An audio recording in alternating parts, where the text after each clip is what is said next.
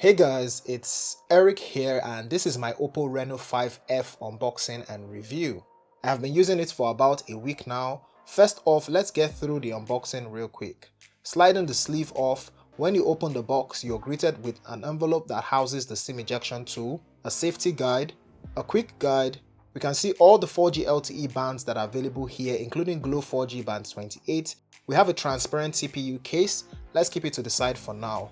You have the smartphone wrapped in plastic. Let's take this out and the sticker on the back.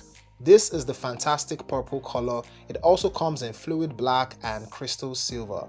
There's a screen protector already applied. I'm just going to take this out. I always say this, you should replace it with a tempered glass. Let's try on that case.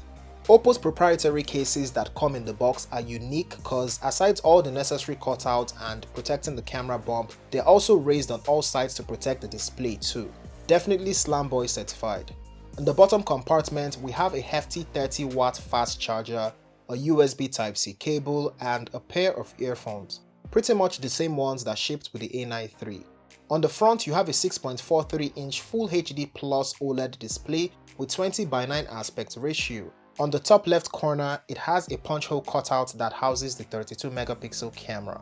On the back, you have a 48-megapixel quad camera setup with flash and some Oppo branding at the bottom. On the left, you have your volume rocker and a 3-in-1 tray that holds two 4G LTE nano SIMs and an SD card. On the right, you have a power button. On the top, you have a microphone. On the bottom, you have a speaker, a USB Type-C port, a microphone, and a 3.5mm headphone jack. The Reno5 F has a super slim design that is curved all the way into the frame. The all blacked out wide camera layout makes it easy to tell it apart from the Pro model, and also the Reno5 F's back and frame are made from plastic. It's relatively lightweight. It shares almost identical dimensions with the A93, however, you cannot use the same case on both because of the slight shift in the power button placement. This fantastic purple color catches all kinds of reflection, but mostly blue, purple, and green. I think it's a little too hippie for me, but you guys love colors, right? On the front, this phone has a tiny bezel, but not tiny enough. The display is brilliant, colors pop off, and it is bright outdoors and could get very dim indoors. All the range we want. Only thing missing here is faster refresh rate for smoother scrolling, as this gets the standard 60Hz. The Reno5 F comes with 128 gigs of storage and 8 gigs of RAM. You get about 112 gigs of available storage. We are running on Android 11 with ColorOS version 11.1 slapped on top of it. You have your usual bloatware and most of them can be uninstalled. I have shared a lot about ColorOS in my past Oppo phone reviews, so let's get into what's new with this version. The quick settings have gotten even busier. We get an app lock feature, which is as easy as selecting whichever apps you'd like to add an extra layer of protection to.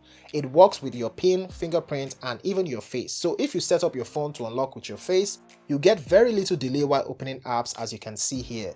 Now let's try it out. Facing it away from my face, and then on my face. By the way, the Oppo A93 has gotten the Android 11 update and ColorOS version 11 pushed to it, so it also comes with new features which is accessible right here from your quick settings. The Reno5 F uses the Mediatek Helio P95 octa-core CPU clocked at 2.2 GHz and is the same one on the Reno3 Pro and the A93. This processor may not be the latest and greatest in 2021, but it is such a reliable mid-range chipset and it's a class ahead of the Helio G80. Having used it as my daily driver, the Reno3 Pro, and now my secondary phone, the A93, I can say with certainty that the integration is so good. Apps may not open the fastest, but it runs pretty smoothly. We don't get lag and slowdowns while your favorite apps are up and running. The fingerprint sensor is situated underneath the display and Oppo claims it's an improved version 3.0, however, the accuracy seems about the same as the Oppo A93. What I think improved is the speed with which you can lock and unlock in quick succession, like you just locked your phone and immediately decide to unlock it. That's where the Reno5 F is actually faster. So if you're a very impatient person, you may notice this type of improvement. The face unlock is devilishly fast and devilishly accurate in every type of lighting. When it comes to security, there's such a thing as too much of a good thing because it will also unlock with your side view and that makes it less secure. Here's how the speaker compares side by side the Oppo A93s.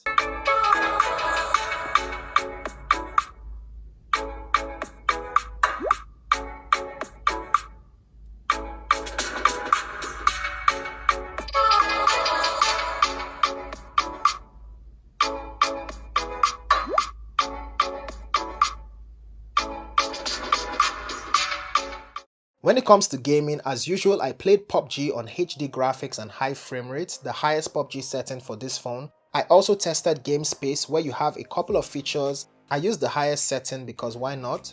You can also call up WhatsApp or Facebook Messenger, record screen, etc. PUBG actually ran smoothly and I averaged around 30 FPS. I think people playing on phones with higher refresh rates and touch sampling rates like the Pro models are probably going to smoke you because they clearly have the advantage. The Reno5 F is powered by a 4310 mAh battery, which is a little above average in 2021 in terms of capacity, that is. In reality, the battery lasts a long time. I have high expectations from Oppo when it comes to battery life and I was not disappointed. Standby battery when idle is also great. I got 11 hours of screen on time with 9% left to spare. A lot of that time was spent playing PUBG and using the camera, two activities that aren't forgiving when it comes to battery life. The battery usage UI, however, needs to get back to its roots. I think I speak for everyone when I say users want to see the battery graph on the next ColorOS version. It took me 26 minutes to charge from 0 to 60% and 56 minutes for a full charge with the quick charger that came in the box. VOOC Flash Charge 4.0 is no joke, guys, so whatever you do, don't lose that charger.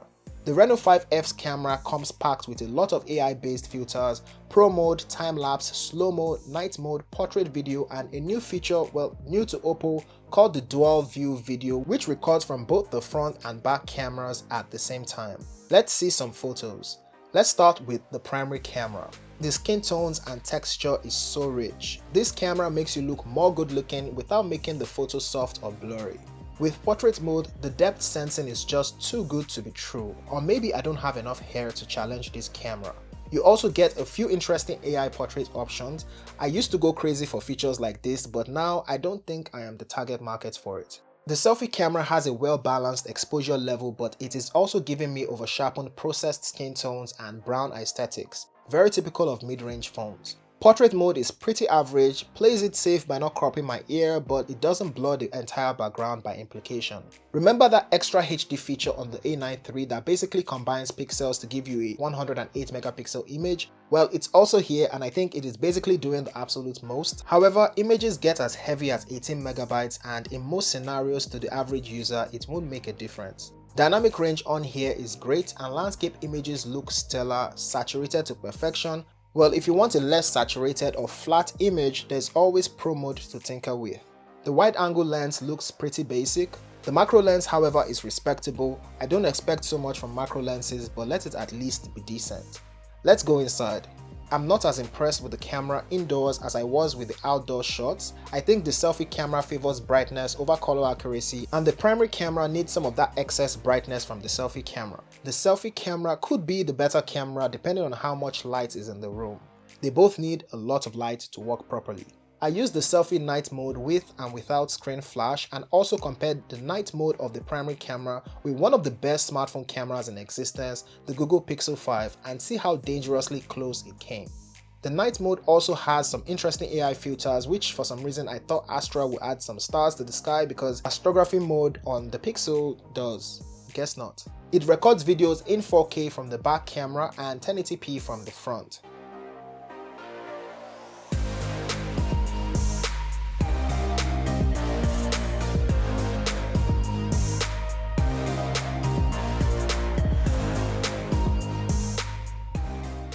So this is the ultra steady mode. So now we can see, shake around, run around.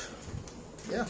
So this is the front facing camera of the Oppo Reno5 F shooting in 1080p with the front facing camera, and I'm going to switch on the steady mode so you can see what that looks like. So now we're using the ultra steady mode from the front facing camera, and I'm just going to walk around, or maybe should I run? To show you guys, so I'm currently testing out the portrait video mode. So this is what you get when you're trying to take a video using portrait mode. Basically just blurring out everything at the back and focusing on.